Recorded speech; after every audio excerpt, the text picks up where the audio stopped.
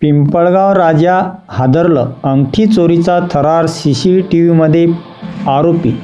नमस्कार मित्रांनो, आज आपण पाहणार आहोत पिंपळगाव राजा येथे दुपारी घडलेली धक्कादायक अंगठी चोरीची घटना. CCTVमध्ये आरोपी स्पष्ट दिसत असून पोलिसांनी तातडीने तपास सुरू केला आहे.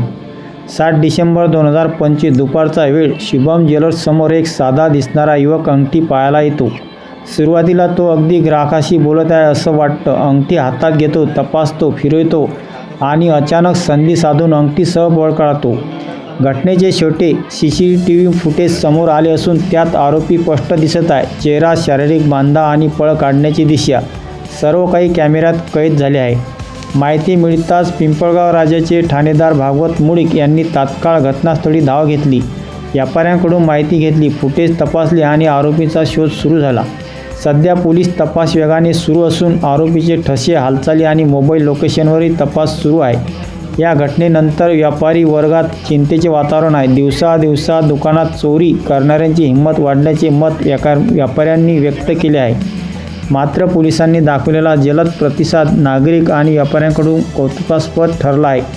CCTVच्या आधारे पोलिसांनी आरोपी पकडावा अशी सर्वांची अपेक्षा आहे. या प्रकरणातील पुढील अपडेट्स आम्ही तुम्हाला सर्वात आधी देणार आहोत. व्हिडिओ आवडला असेल तर लाईक करा, शेअर करा आणि चॅनलला सबस्क्राईब करा. धन्यवाद.